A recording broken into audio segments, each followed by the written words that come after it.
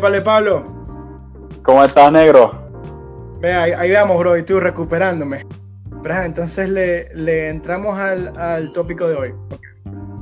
Cuéntanos, ¿de qué hablaremos hoy, negro? ¿De qué Hoy se vamos a trata el hablar tópico de hoy? Verga, el de hoy está interesante, men.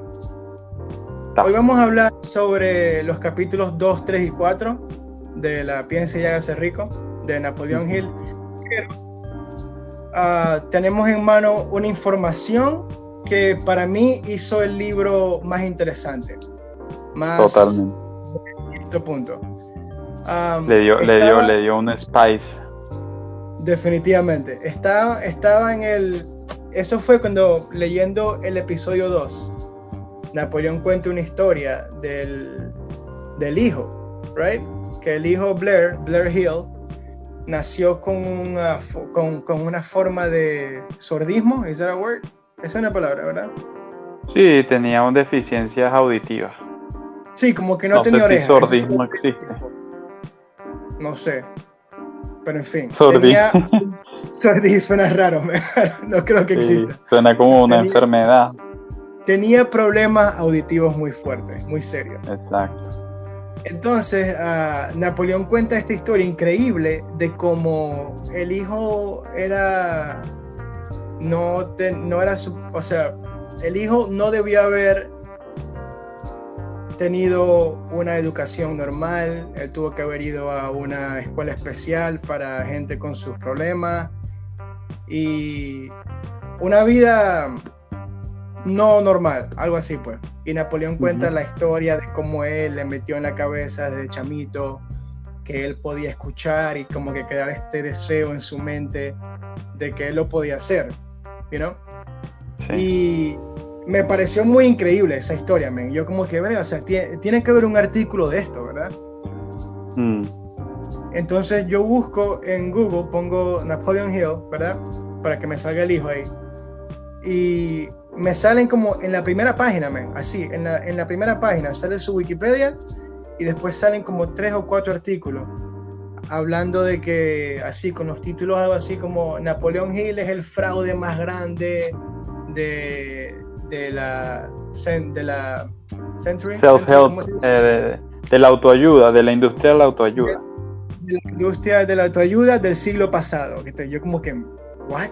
Mi alma, o sea, ¿por qué habría un artículo hablando así de él? ¿De qué está pasando? Que esta información no cuadra, porque hasta donde yo sé, Napoleon Hill es el gurú número 1 del self-help, de la autoayuda, y es muy respetado, el pionero. Muy respetado, y este libro, men, o sea, y muy referenciado. Ha inspirado a, como tú dijiste, el book The Secret, el que salió en el 2000 y pico, 2006, 2007 creo. 2004 creo que. Ese libro básicamente agarró todas las ideas de este libro, pues, y así casi 100 años después, you know? So, de lo que Napoleón habla todavía es muy relevante, me parece. Total. Que hay esta información de él, y empiezo a leer y resulta que el autor que le hizo la biografía a Andrew Carnegie, él fue entrevistado y él dice que no es para nada probable que Napoleón haya sido un estudiante de Carnegie, como que ¿cuál es esa palabra? Sí, como que que Carnegie no fue el mentor, fue el mentor de Napoleón. Exacto, porque ese es uno de los como grabbing points. Ese es uno de los Claro, de eso es la justificación por la cual Napoleón hizo el libro. O sea, sí, esa es la razón. Él empieza diciendo que quien lo inspiró a él fue Carnegie, su mentor. Sí, y Carnegie en ese tiempo era uno de los hombres más poderosos del mundo, literal. Sí, y Napoleón era un cualquiera. Exacto, entonces Napoleón pone esta historia de que cuando era chiquito él conoció a Carnegie y Carnegie fue su mentor, y él le dijo que fuera y entrevistara a 500 de las personas más successful en toda la historia y descubriera cuál es el secreto. Y yo leo esto y yo como que, vea, pero o sea, si eso es mentira, ese es como que la premise principal. Y seguí leyendo y aparentemente lo más probable es que el tipo, Napoleón, nunca haya entrevistado a nadie más. O sea, a nadie de las 500 personas que él dice que entrevistó. Exacto. Y también... O sea, que en un segundo te diste cuenta que la cuestión parecía ser todo un scam, toda una farsa. Well, no, you know what? No pensé que era una farsa porque, por lo que he leído del libro, definitivamente, o sea, regardless, Napoleón sigue siendo el autor de este libro, Ahora, si me dicen que Napoleón no lo escribió, ese es otro problema, Pero él pensó estas ideas y las puso de esta manera. Y todavía son, o sea, no pensé que era una farsa, pensé más como que, ok, estas historias son ficción, right? Uh-huh.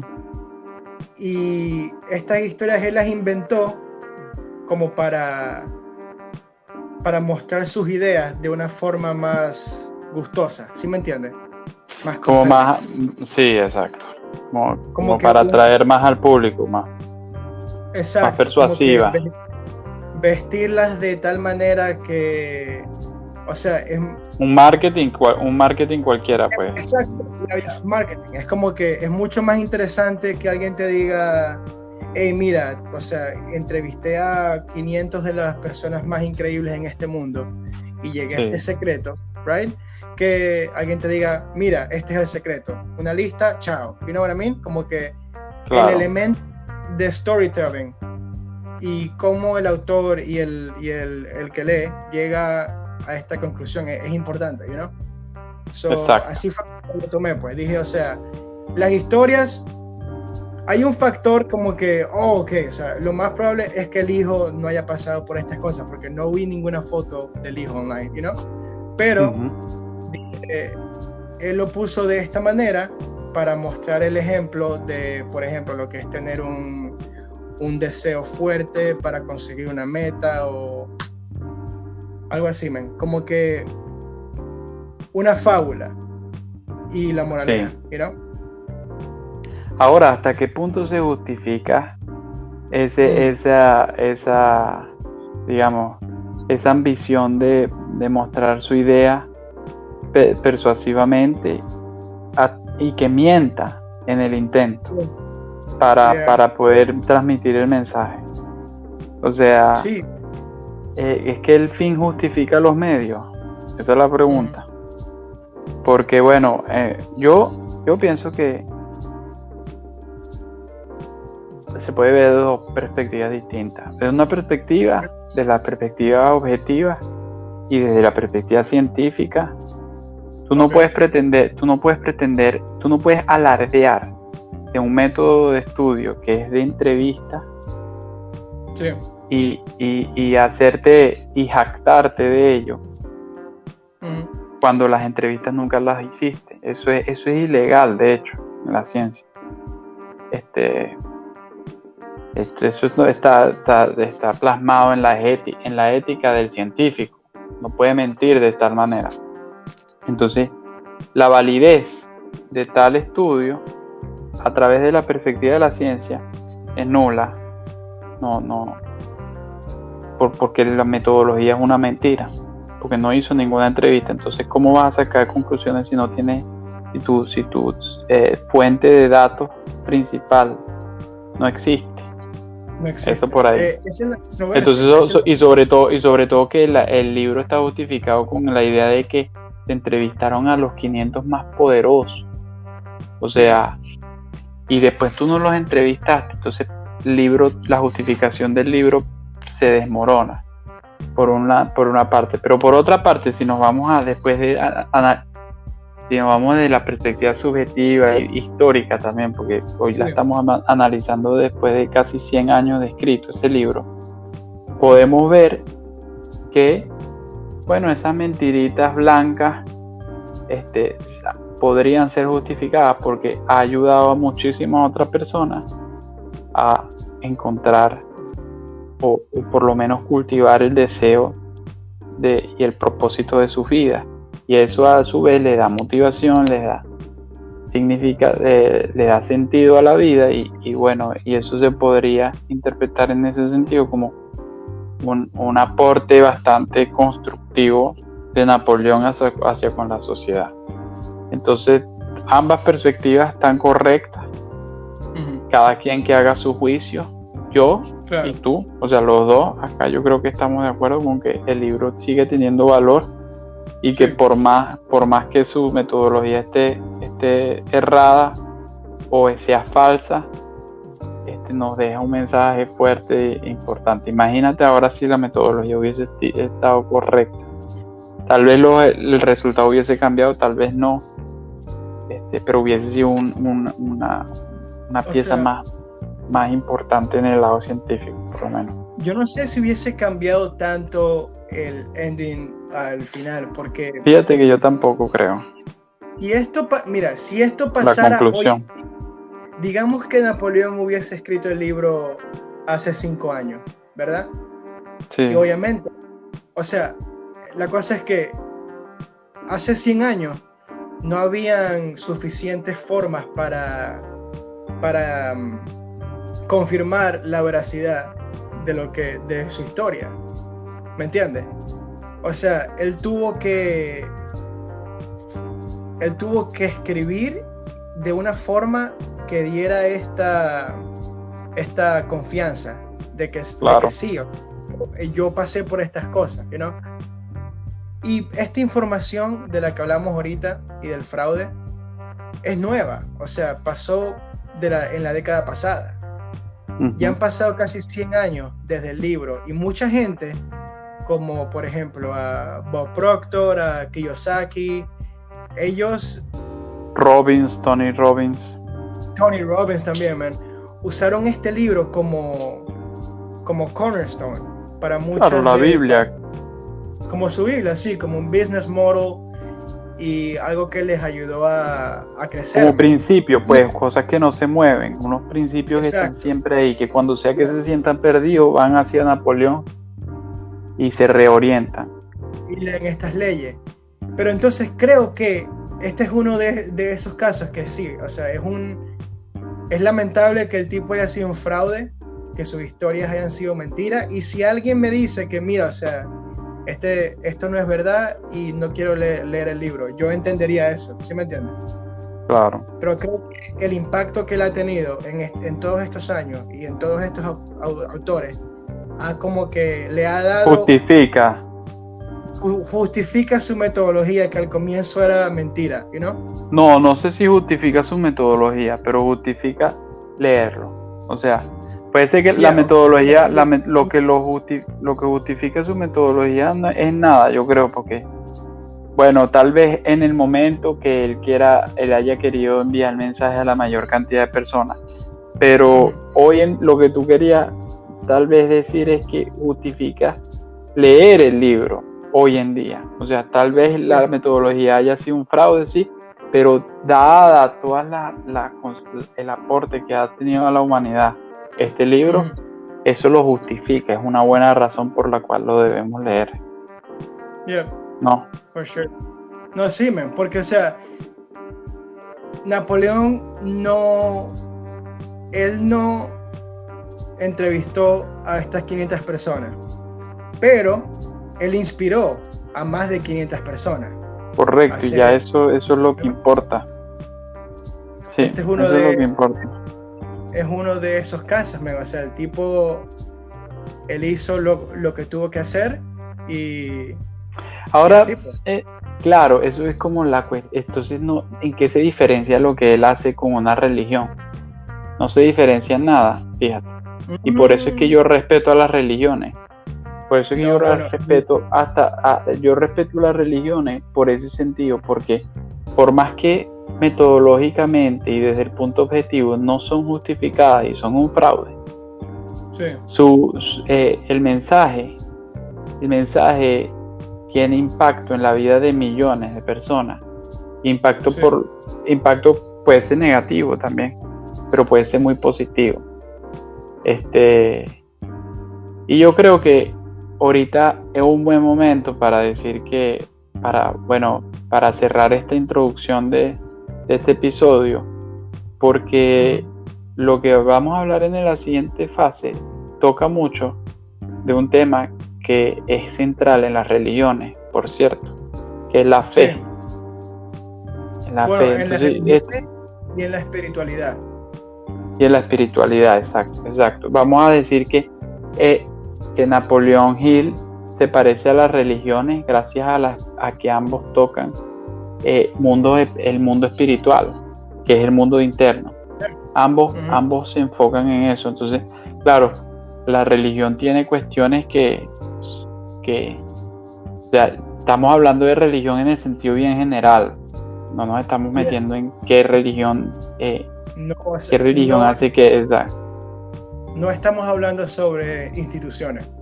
Exacto, no estamos hablando sobre instituciones y tampoco estamos hablando sobre el detalle de las tareas que tienes que hacer en cada religión para conseguir el propósito de tu vida, sino en general cómo la religión trata del tema interno, del tema de los adentro, de cada uno, pues.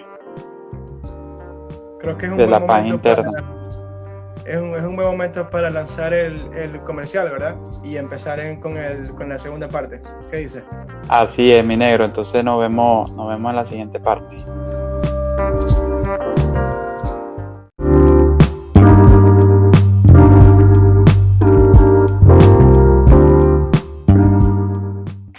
¿Estamos de vuelta? Estamos de vuelta, señores. Ok, bro. Entonces vamos a tomar un approach diferente a esta. Al episodio pasado. Sí, que el episodio pasado. No vamos a hablar de cada historia específicamente. Bueno, que en verdad hubo muchos menos historias en este. Sino sí, que él también cambió su approach. Sí, vamos a hablar sobre los puntos de interés para nosotros, los mayores, pues que creo que hay bastante en verdad acá. Sí, vale. ¿Cuál fue? Bueno, yo tomé un punto de interés por capítulo. No sé si tú hiciste lo mismo. Ok, no, dime. Por ejemplo, a mí yo creo que es importante que empecemos hablando lo que él habla en el capítulo 2, que es la cuestión del deseo. Sí. Y cómo es que el deseo es una cuestión que se construye, no una cosa que viene de la nada, que uno es dado con él. Y él te da como una fórmula por la cual tú puedes, primero, sentar un propósito de vida y segundo, construir tu deseo. Entonces, esa fórmula que se basa en 6 pasos, tú sabes de la que te estoy hablando, ¿no? Sí. Sí. Sí, esa él lo llama, para ver, él lo llama el método en el que el deseo por riquezas puede ser convertido en el equivalente financiero. Exacto. Acá él es bien específico con el dinero, pero él después dice que no necesita ser dinero per se, pero él toma ese ejemplo. Lo que sea que yo cuando escribí mi statement puse el amount del dinero, pero también puse como riquezas en otras formas, ¿sí me entiendes?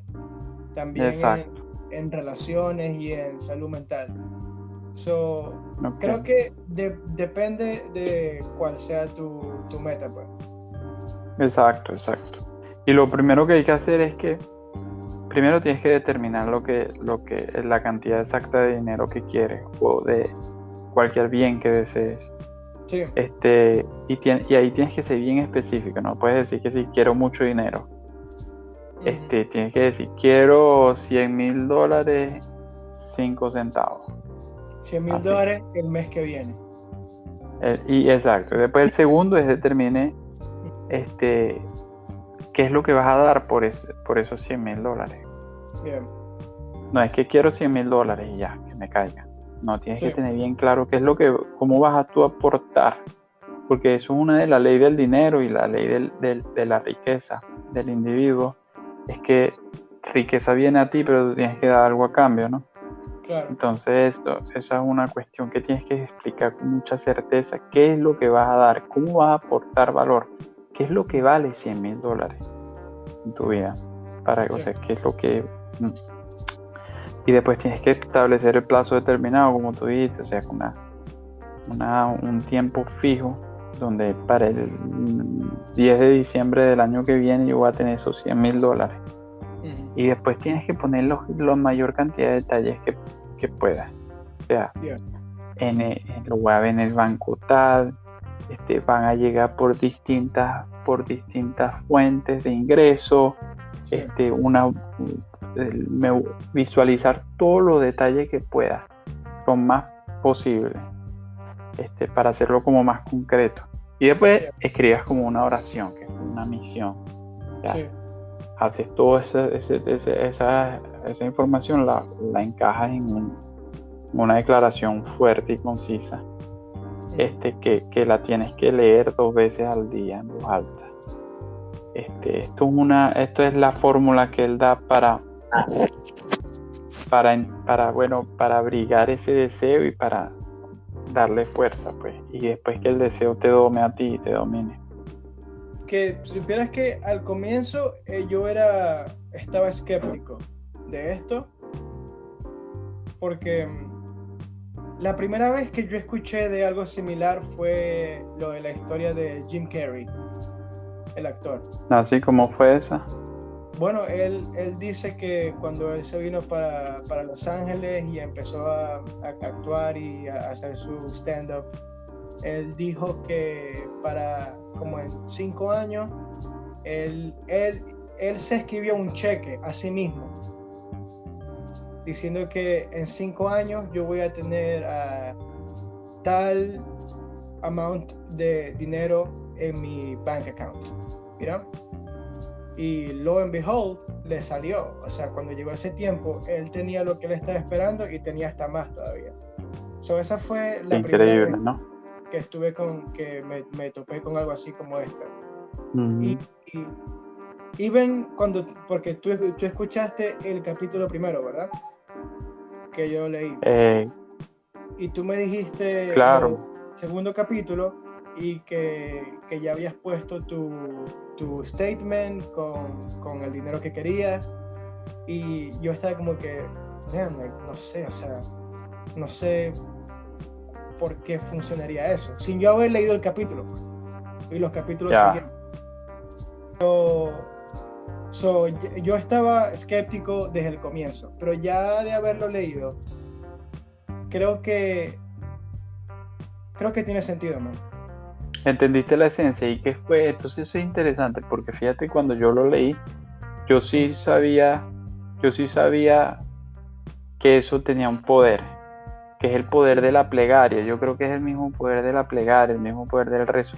Yo te estoy hablando ahorita de religión en este podcast bastante, y eso yo sin ser religioso, pero mostrando siempre como que el respeto por eso, y la cuestión de los milagros que la ciencia no puede explicar son explicados por este tipo de repetición que él plasma ahí, que al principio tú estabas escéptico.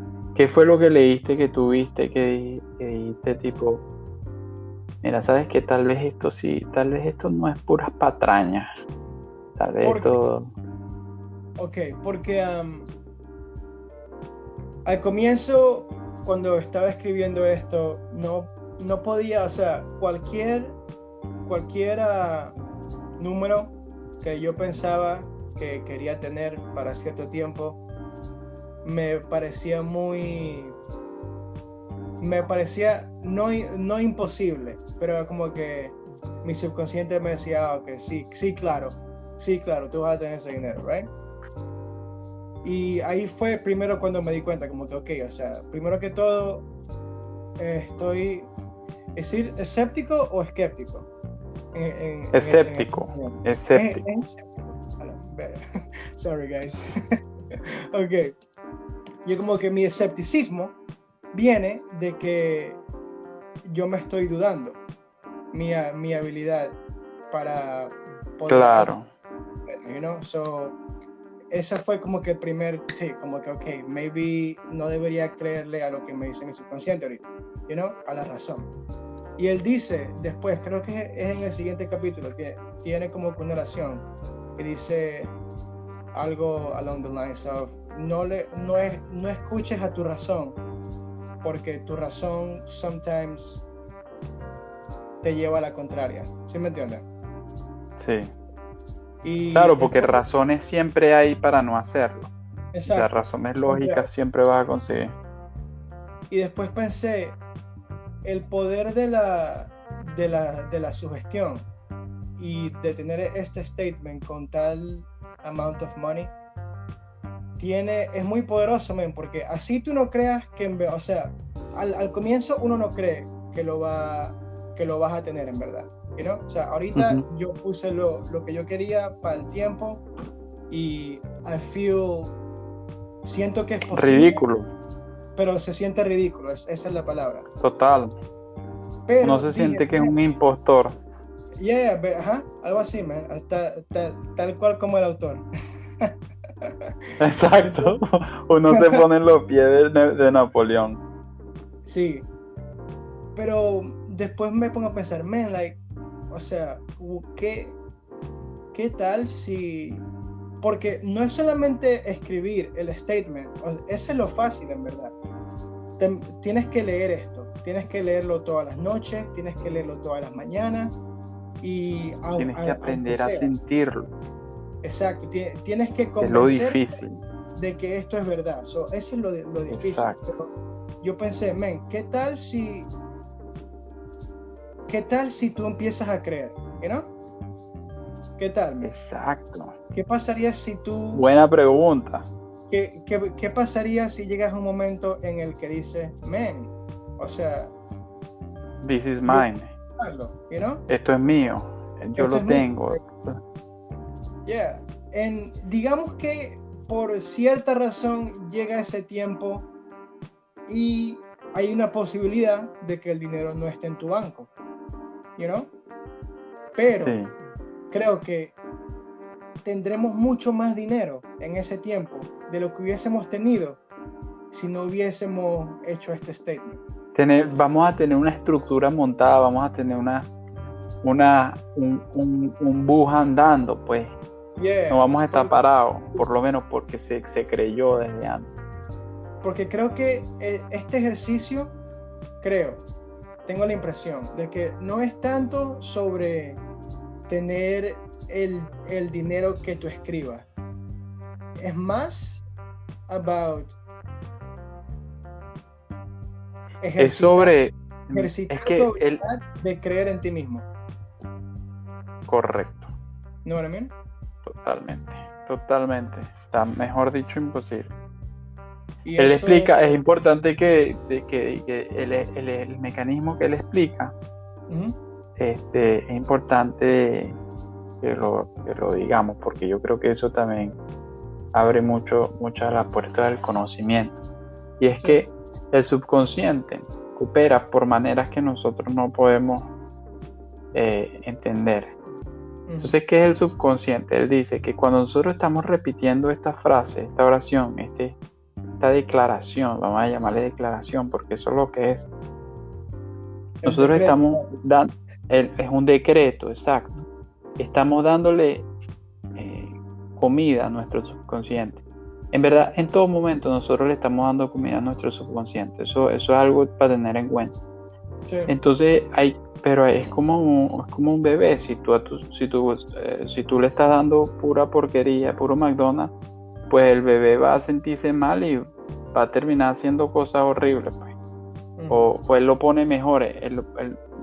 La metáfora del bebé puede ser un poco confusa. Mejor aún, en una cárcel, si tú creces en un vecindario donde el crimen reina, pues los primeros días te va a parecer, bueno, pero a ti te va a parecer normal, porque eso es la comida que tu subconsciente está constantemente ingiriendo. Sí. Entonces, y de igual forma, esto es agarrar las riendas de tu vida y decir, ¿qué comida le estoy dando yo a mi subconsciente? Sí.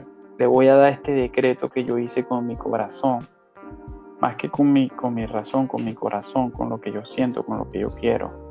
Porque todos tenemos esa vocecita dentro que nos dice qué es lo que en verdad queremos, ¿no? Sí. Y entonces una vez que ya lo estés alimentando, el subconsciente va recibiendo eso, y tú no sabes cómo es que vas a hacer exactamente, cómo es que va a llegar ese dinero. Jim Carrey no sabía cómo iba a llegar ese dinero, sabía que iba a dar, en su decreto probablemente había dicho, yo voy a ganar $1 millón porque yo voy a actuar muy bien, pero él no sabía en qué película, él no sabía cómo iba a ganar el casting, él no sabía nada. Pero de repetirse tanto esa cuestión, se fue dando cuenta de que el subconsciente como que lo fue direccionando a él, inconscientemente casi, porque el subconsciente no lo sabía, sino su subconsciente como que por arte de magia, lo que nosotros llamamos el instinto, él solo se empezó a mover por instinto, y el instinto es siempre el correcto. El instinto es siempre el correcto si por lo menos estás haciendo consciente, si por lo menos estás alimentando conscientemente a tu subconsciente. Sí. Entonces ese es el mecanismo por el cual funciona y por el cual algún día, como tú dices, se puede empezar a creer en eso, en ese decreto, por tanto repetirse. No, dime, por la repetición. Exacto, la repetición que es lo importante ahí. También hay algo, que me interesó mucho y, o sea, es relacionado con el tema, pero él no habló de esto. En este capítulo, él habla mucho sobre tener un deseo por lo que tú quieres hacer, como que algo que, un deseo, ¿cómo él lo dice en español? En inglés. Un deseo ardiente. Ardiente. Un deseo ardiente por tu meta, y yo estaba pensando, como que, bro, yo toda mi vida he sido un maestro de la procrastinación, toda mi vida, o sea, como estudiante mainly, creo que eso se muestra más con los estudios que nada, pero también con muchas cosas, o sea, siempre he esperado como que al último momento que lo puedo hacer y todavía como que concretarlo a medias, Sí. Y puedo tener un examen el lunes y yo como que yo sé que si yo estudio el domingo puedo hacer lo suficiente para sacarme una B y estoy bien con eso, That's me, sadly. Pero acá está, y también siempre he estado viendo videos en YouTube y leyendo sobre cómo lidiarme de eso, pues, cómo cambiar ese hábito.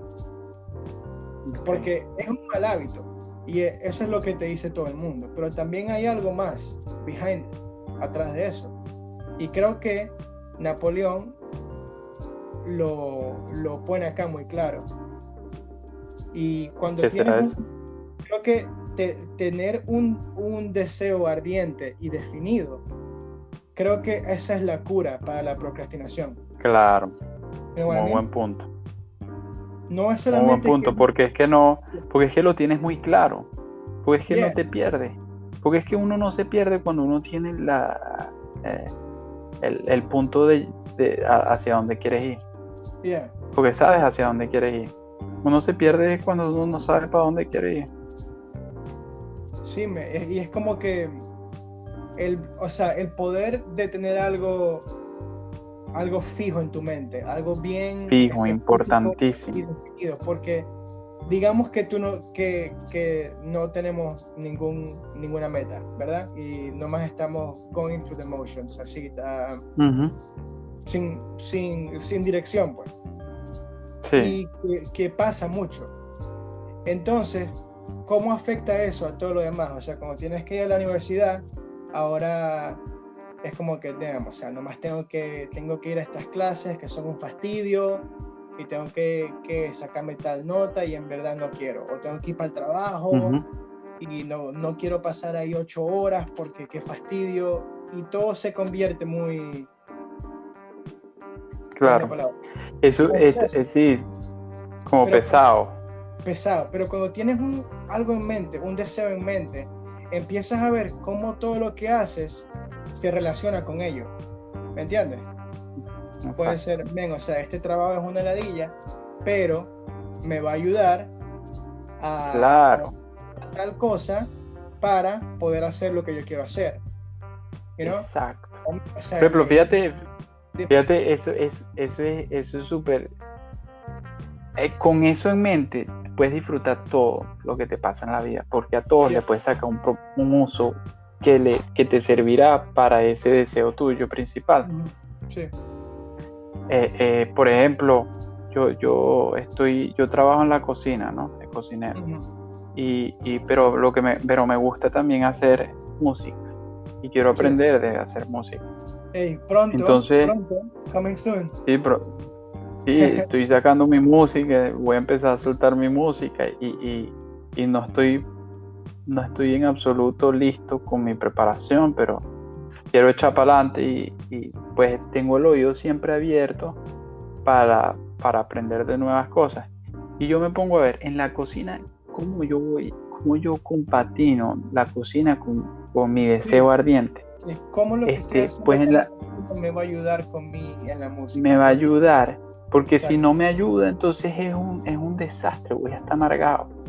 Pero tener el deseo, es verdad, claro, pero tener el deseo fijo te hace encontrar maneras de que tú puedas satisfacer ese deseo. Por ejemplo, yo tengo el ojo pelado con el radio y escucho las canciones del radio y digo, mira, este tipo, por ejemplo, juega con las frecuencias altas y suena esto así. Empiezo a ver la música con otros ojos o empiezo a escucharla con otras orejas, por así decirlo. Y claro, entonces no estoy perdido, no me pierdo en la cocina, le saco provecho, por más que no tiene una cuestión, por más que sea un trabajo temporal y a paso, pues cumple una función importante. ¿Por qué? Porque está el deseo definido que tú dijiste. Tú dijiste que la primera vez que tú escuchaste esto fue con Jim Carrey. Y me pareció buenísimo ese caso que tú mostraste. Yo la primera vez que lo escuché negro fue con Jordan Peterson. No sé si tú has escuchado del Self-Authoring Program que él tiene. No, bueno, sí he escuchado mucho de Peterson porque en verdad me gusta su mensaje, pero esta parte sí no la he escuchado.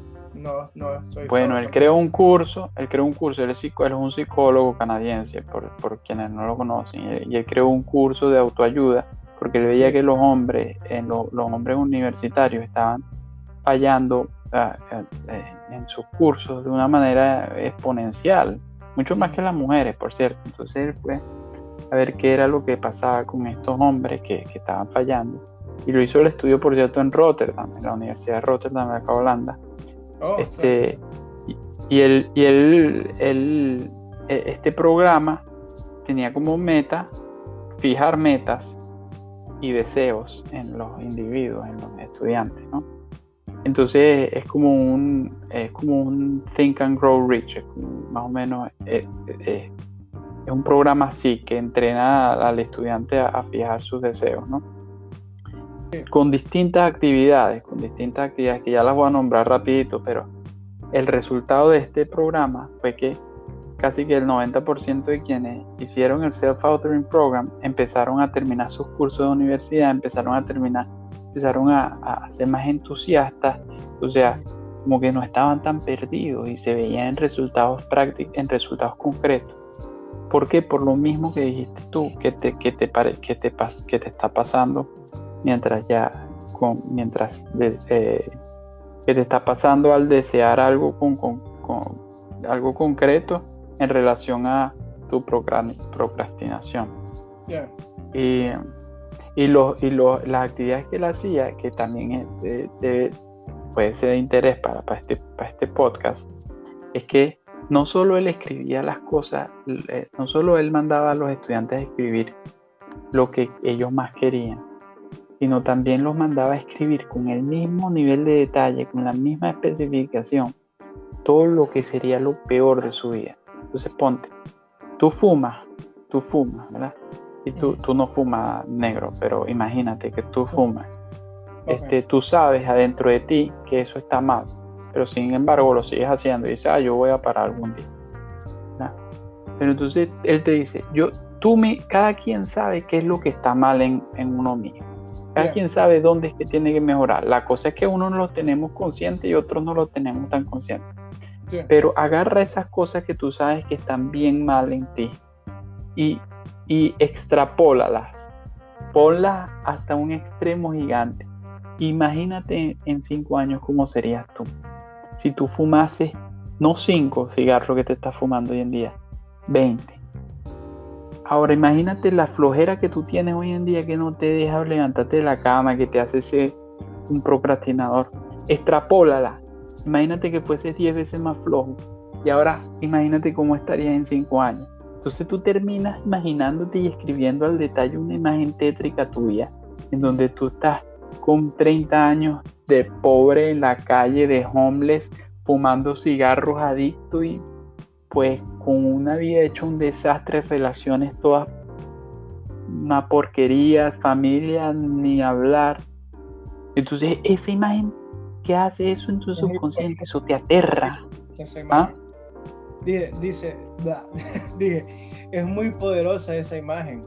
Es más que todo como un ejercicio de visualización. Correcto. Entonces, que es el mismo, o sea, al final y al cabo, esta cuestión no le pertenece a Napoleon Hill. Nosotros estamos haciendo esta temporada de Napoleon Hill porque es como que algo donde nos podemos fijar, pero es una cosa que ha sido dicha por líderes espirituales en el campo desde la ciencia hasta el campo religioso. Todos dicen lo mismo, todos dicen, tú eres lo que piensas. Si tú piensas que estás perdido, estás perdido. Si tú piensas que eres superior, eres superior. O sea, es así, es el poder del pensamiento lo que todos te dicen. Y ese es el principio de la autosugestión que dice Napoleón. No es fácil, man. O sea, es constantemente. Creo que el problema a veces que tiene la autoayuda es esta misconception, ¿cuál es la palabra? Este resultado esperado de que tú te lees un libro y ya como que, oh yes, sí, o sea, ya tengo todas las respuestas a la mano. ¿Verdad? Es más desafiante que nada. Es como que te estás leyendo algo y como que no sé cómo esto tiene sentido, ¿no? Y como lo que dijimos hace unos minutos, como que tienes que ser, al comienzo, tienes que mentirte a ti mismo y tienes que ser un impostor. Exacto. En un sentido, hasta que por fin te creas lo que sea que quieras hacer. ¿Sabes cuál es el ejemplo más del poder de la visualización más reciente que he visto así como que a gran escala? ¿Sabes el peleador de la UFC, Conor McGregor, verdad? El irlandés. Sí. A él le dicen el Notorious, right? Ese es uno de sus nicknames. Pero su otro nickname es Mystic Mac, ¿verdad? ¿Y por qué le dicen Mystic Mac? El tipo, él en las press conferences de la UFC, él dice cómo él va a noquear a sus oponentes, y lo describe en un detalle increíble. No te creo.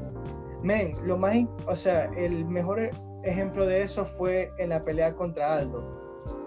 Aldo llevaba creo que 10 años sin perder una pelea, O sea, era pound for pound uno de los mejores peleadores en el mundo. Y McGregor era como el coñito nuevo, que nomás tenía una buena racha, y ya, pues, ¿no? O sea, no había forma de creer que McGregor iba a terminar esta pelea en 13 segundos.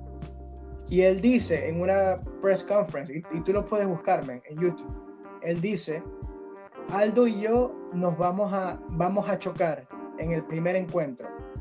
Él me va a tirar una izquierda, yo me voy a slip, a deslizar por la derecha y le voy a meter un hook en la barbilla y ahí va a terminar todo. Va a ser como que un choque inicial de fuerza y esa va a ser toda la pelea. Y eso fue, exactamente lo que pasó ese día. ¿Y tú qué crees? Ok, entonces tú crees que eso es una cuestión de que él puede predecir el futuro o él puede crearlo. Es distinto, ¿verdad? Una presume que el futuro ya está escrito y otra presume que tú como individuo eres el creador de tu futuro. Man, yo antes pensaba que me gustaba la idea de pensar que todo está escrito. Es muy romántica esa idea, ¿sabes? Sí. El destino nos ha unido. Que nos ha unido con tu meta o con tu pareja. ¿Sí me entiendes? Es una idea muy romántica. Pero ahora, no me gusta pensar eso. Pero cuando yo pienso que el destino ya está escrito, eso me quita a mí mi fuerza de voluntad. ¿Sí me entiendes? Claro. Cuando piensas que ya el destino y que todo... O sea, tú dices, oye, si ya todo está escrito, ¿qué hago yo tomando decisiones? Exactamente. Las decisiones es toda una ilusión. Exacto, porque estoy intentando y porque estoy torturándome con todos estos statements todas las noches y porque estoy entrenando y comiendo bien, si ya todo está escrito al final, o sea, ¿cuál es el punto? Claro. Y no me gusta quitarme mi fuerza de voluntad, Exacto. Yo prefiero creo que una idea más romántica y más linda es esa, que tú eres un creador. Tú dices, que también. Tú eres el creador. Pero es más... O sea, también romántica, pero me parece que es como que trae más significado a tu vida, ¿no? Pero es igualmente más aterradora, en el sentido de cuando tú dices y cuando tú crees que tú eres el creador de lo que sea que quieres hacer, o sea, la responsabilidad que viene con eso, Claro. Porque ya no... Es muy fácil echarle la culpa a los demás. Exacto, ya no puedes... Ya no le puedes echar más la culpa. Si piensas que es el destino, bueno, no pasa, algo no se dio, bueno, no estaba escrito. Uno dice eso. No estaba escrito, ya pues. O Dios no quería que pasara así, por ejemplo. Pero cuando tú eres tu propio creador, es tu culpa. Si algo no pasó, tienes que sentarte y, o sea, ¿en dónde me equivoqué? Sí. Eso es lo que creo que puede aterrar a ciertas personas, Exacto, y yo creo que todos somos creadores, solo que unos somos creadores conscientes y otros somos creadores inconscientes. Pero somos creadores, ¿ya? Y si algo te pasa malo en tu vida y tú lo estás echando la culpa a otra persona, eso no quiere decir que la otra persona es quien tiene la culpa. Al final y al cabo la sigues teniendo tú. Sí. Porque si es verdad eso que dicen, que para que cambie, si tú quieres que la otra persona cambie, tú tienes que cambiar primero. No puedes esperar que la otra persona cambie si tú no cambias. Sí, dime. Y eso es como que la prueba principal de que tú eres el creador. Sí. De que lo que te pasa es que te lo estás buscando. Yo no te voy a decir que las personas que sufren se lo buscaron. Eso también es un poco delicado. Ya estamos entrando en unas áreas filosóficas más delicadas. Porque o sea, entonces el típico comentario ante esta vista sería: entonces ¿qué hicieron los 6 millones de judíos que se merecieron la muerte en el Holocausto? Claro. Bueno, la cuestión es más complicada, ¿no? Pero hay un punto en el que sí, y yo lo creo, que todo lo que te pasa, tú te lo buscaste, o por lo menos tú tuviste mucho que ver en ello, muchísimo. Muchísimo, O sea, no un 100%, pero uno definitivamente tiene la opción, tiene suficiente, o sea, nunca es un 100%, creo, con todo lo que nos pasa. Exacto. Está nuestro input, lo que nosotros ponemos, y también está lo que controlamos, y también está lo que no controlamos, ¿verdad? Que es el ambiente y todo lo que pasa around us. Pero exacto, creo que tenemos en ese porcentaje, en ese negocio entre nosotros y el ambiente, tenemos más propiedad, you know? Es más como un 70-30, como un 80, o más claro, como un 80-20, ¿sí me entiendes?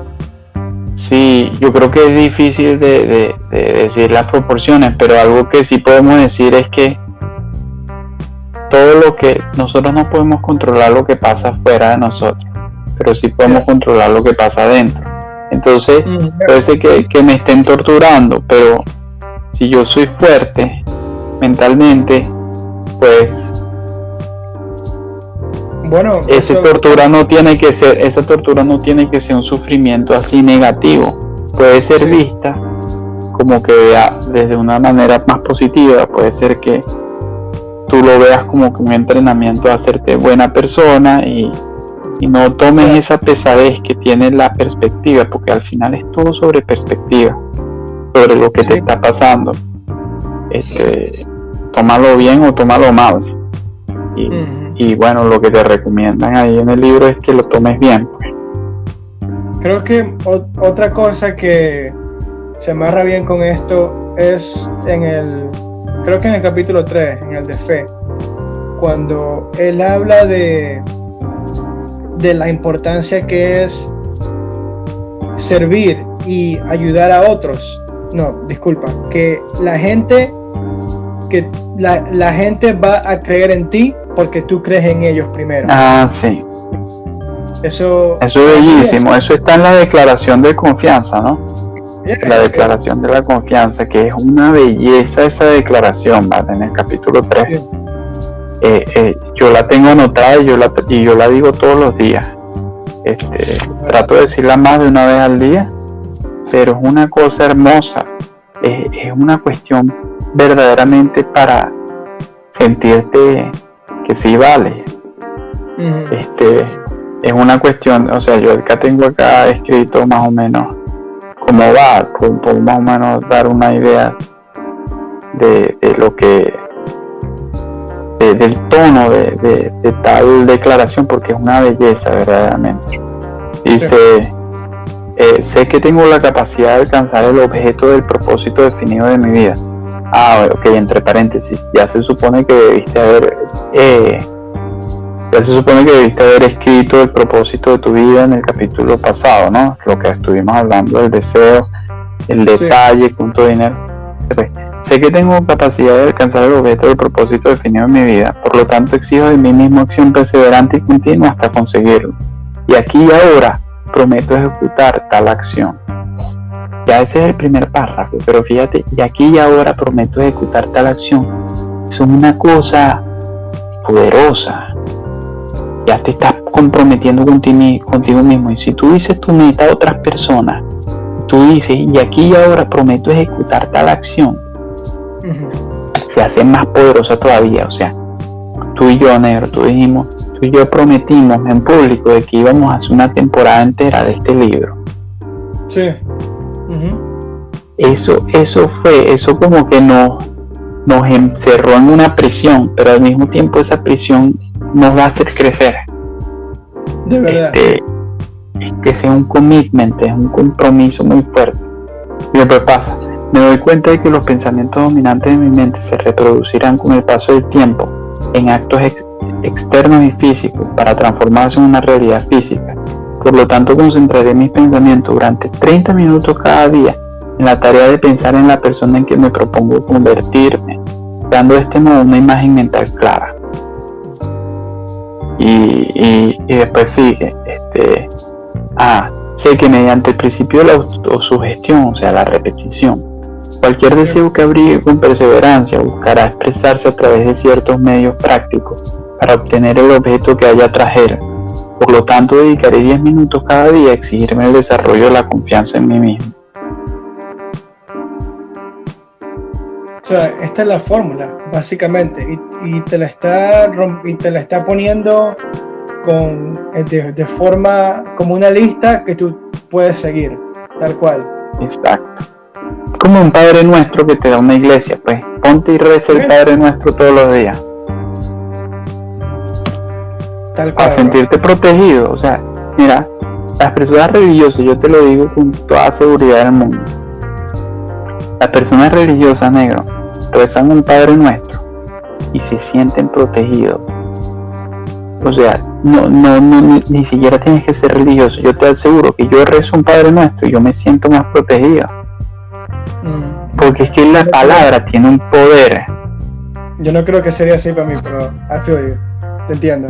Bueno, tal vez para algunas personas no les funcione. Tal vez el poder de esa oración que tenga en mí tampoco sea tan fuerte como que tuviesen un cristiano devoto, ¿no? Sí. Pero el hecho es que es una plegaria. La plegaria tiene ese mismo efecto en la mente del individuo, que es la autosugestión. Es que yo estoy hablando de que hay un ser externo que me está protegiendo y yo sé, me han dicho que si yo digo esto voy a estar protegido, entonces lo digo, tal, me lo creo y ya me siento más protegido. Igual esto, yo me digo que me comprometo a cumplir mi deseo, me lo digo todos los días, tal, y ya siento que estoy confiante en que voy a obtener ese deseo. Tal cual, man. Lo que me gusta más de esto, y porque esta oración de la confianza resuena más conmigo, es porque te mantiene en control a ti. O sea, te está diciendo esto, que básicamente que tu futuro depende en tu confianza de llevar a cabo estas cosas, de leer tu statement y de repetirte y de asegurarte sobre tu confianza y de dar y recibir, que para mí, en verdad, esto fue lo que más resonó conmigo en todo este capítulo, man. Lo de la oración de la autoconfianza. Bueno, esa oración, pero todavía más destilado, lo de servir a otros para que ellos te sirvan a ti. Claro, o sea, él dice específicamente, él dice acá, ya te voy a decir exactamente cómo es que dice. Eliminaré el desprecio, induciré a otros a servirme, por obra de mi disposición de servir a otros, dice así. Sí. Tendré éxito atrayendo hacia mí las fuerzas que deseo emplear y la cooperación de otras personas. Porque eso es la última parte, vamos a leer el último párrafo, dice: comprendo con claridad, pues esto es importante, porque es que tampoco es que tener dinero como sea. Él dice, sí, esta parte que es como que básica. Comprendo con claridad que no hay riqueza ni posición que pueda durar mucho tiempo, a menos que se haya formado sobre la lealtad y la justicia. Por lo tanto, no me comprometeré en ninguna transacción que no beneficie a todos los que afecte. Tendré éxito atrayendo hacia mí las fuerzas que deseo emplear y la cooperación de otras personas. Induciré a otros a servirme por obra de mi disposición de servir a otros. Eliminaré el desprecio, la envidia, los celos, el egoísmo y el cinismo, y cultivaré amor por toda la humanidad, porque sé que una actitud negativa hacia los demás nunca me dará éxito. Haré que los demás crean en mí, porque yo creeré en ellos y en mí mismo. Tal cual, man. Eso es todo. O sea, es muy fuerte esa parte de cómo tu confianza en ti mismo y en los demás cosecha más confianza en ti mismo y de los demás en ti.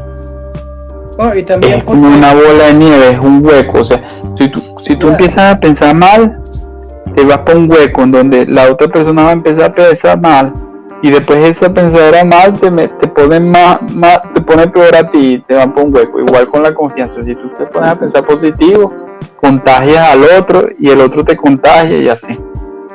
Y también estos son principios que, o sea, esto él lo escribió en los 1930, ¿right?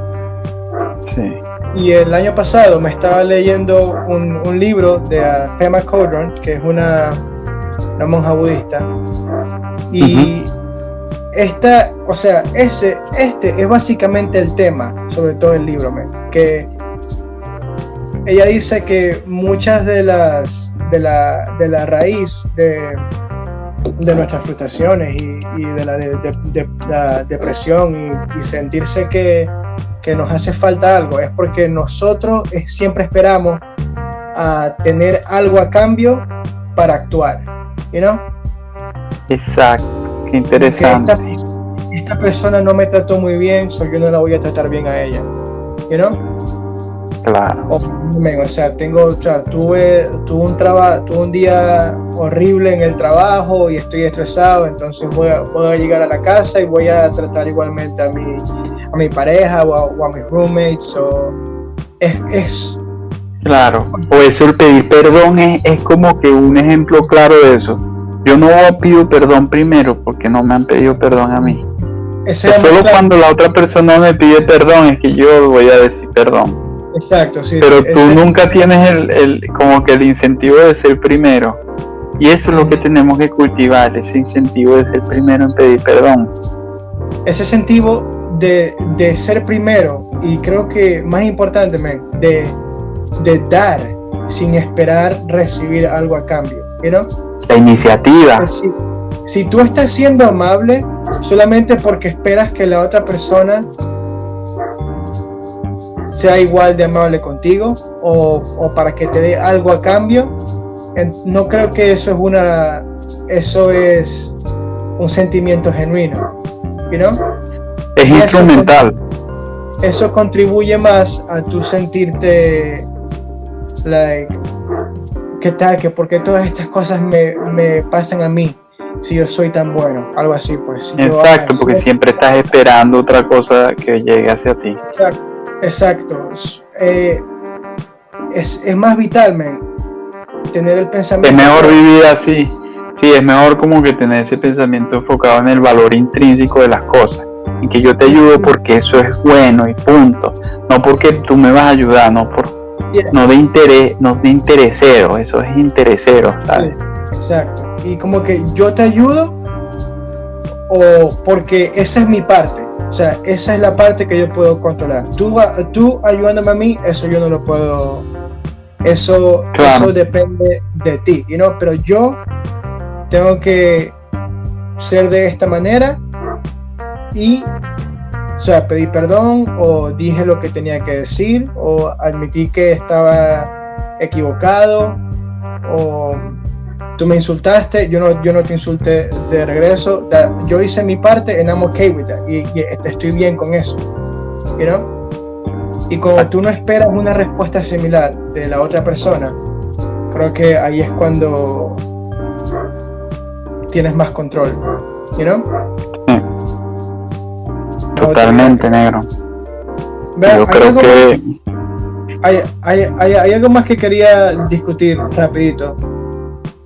Cuéntame. Me pareció muy interesante, creo que lo más interesante, thought provoking de estos 3 capítulos es lo de la inteligencia infinita, así lo llama él en español. Sí, qué interesante. Eso tiene que ver con el tópico del subconsciente, ¿no? Yeah. Sí, exacto, eso es lo que te iba a preguntar. Para ti, o sea, esto es del 1930, bro. O sea, ¿cómo el tipo tiene tanto? Tú sabes, el tipo estaba hablando de las mismas, disculpa que te interrumpa, negro, pero el tipo estaba pensando en el mismo momento que estaba pensando Carl Jung, el psicólogo austríaco. Estaba pensando en el mismo momento, pero lo escribió en distintas áreas de conocimiento. Jung lo escribió en la psicología y lo llamó el subconsciente colectivo. Este señor lo llama inteligencia infinita o el subconsciente y se especifica en el área de autoayuda. Pero están hablando del mismo principio.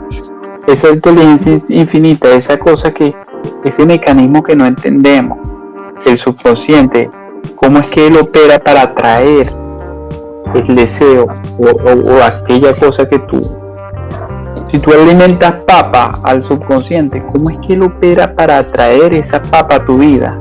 Sí, man. Eso no lo sabemos, pero es así. Y lo dijo Jung y lo dice este señor, Napoleón. Y eso fue cuando él se pone a describir lo que para él es la inteligencia infinita. Ahí fue cuando el tipo me convenció de que puede que haya sido un impostor con la metodología, pero el tipo sabe de lo que es, pero que el tipo es un visionario, ¿no? Exacto. Porque dudo que Jung y Hill estaban hablando, como que mira lo que descubrí, ¿no? Sí. O sea, los dos llegaron a la misma conclusión de diferentes maneras, y lo que me pareció más interesante todavía es que al comienzo, cuando él menciona inteligencia infinita, pensé que se refería solamente a tu conciencia y a tu subconsciente, ¿right? A tu mente. Uh-huh. Pero en el capítulo 4, ya al final, él dice esto,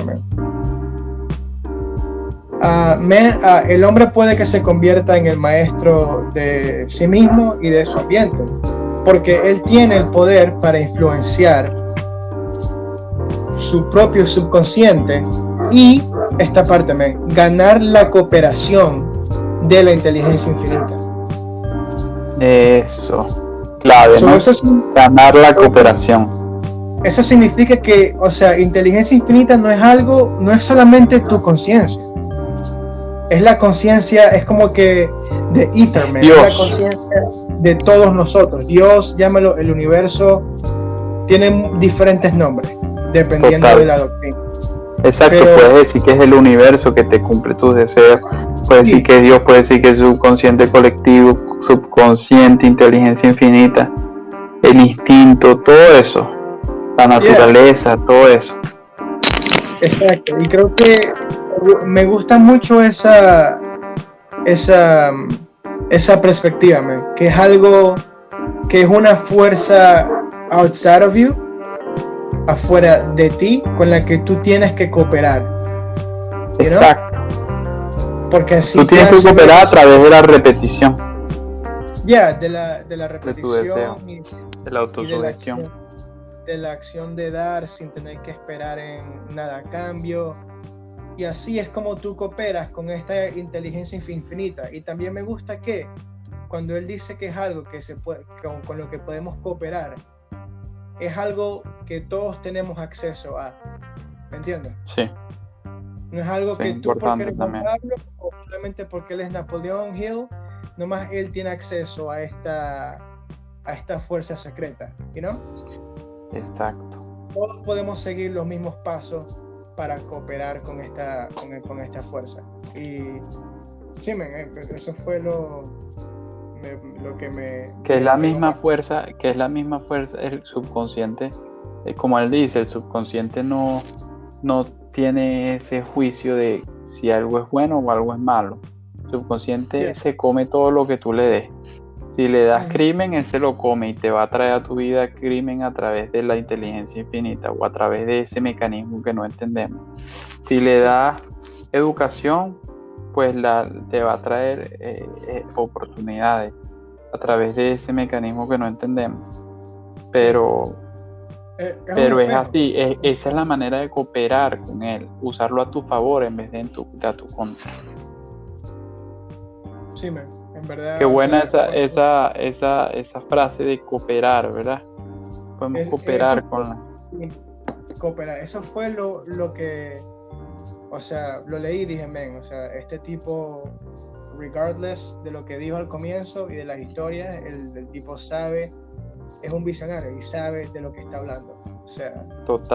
Totalmente, el tipo no, vale la pena leerlo, Y yo creo que con eso nosotros podemos decir que vamos a seguir haciendo podcast de Napoleón Hill hasta terminar el libro. Sí. El plan ahora es hacer varios capítulos por episodio, pero a pesar de este inconveniente con el que abrimos el episodio de hoy, nosotros decimos, oye, es tanto el conocimiento y la motivación que él nos aporta que vale totalmente la pena terminar esta temporada con él y no cambiarlo. La semana que viene entonces. Dime. Sí, que la semana que viene entonces hacemos los próximos capítulos. Hoy cubrimos ya la fe, la autosugestión y el deseo. Ok, que creo que ese será el nombre del capítulo, ¿verdad? Así lo decretamos y así será. Va pues, ¿y el siguiente sería 5, 6 y 7? ¿Tú dices? El siguiente va a ser 5, 6, 7 y 8, sí, creo que habíamos cuadrado. El 8 son casi, estoy viendo acá el índice, y el 8 son casi, es el capítulo más largo, son casi 70 páginas aparentemente, que es básicamente los capítulos que leímos ahorita. Ahí vemos, Ya veremos entonces. Yo lo voy a leer por si acaso igual, y ahí cuadramos a ver si hacemos un capítulo para ese solo o no, pues, Seguro, mi negro. Como siempre ha sido un placer de Mente sobre Materia y tenerlos a ustedes mentes brillantes escuchándonos. Espero que, no sé dónde escuchen esto, si sea en la casa, están en el gimnasio, están haciendo ejercicio, pero los apreciamos que estén escuchando, de verdad. Así es. Y bueno, les deseamos toda la motivación del mundo. Suscríbanse en el canal Mente sobre Materia, campanita. Sí, en Instagram es Mente Sub Materia. Suscríbanse en YouTube, estamos Mente sobre Materia. Y bueno, vamos a seguir poniendo contenido, ¿eh? ¿Qué más? Así será. Dale, así Pedro, será. Un placer, Un abrazo, negro. Te cuidas. Ahí hablamos.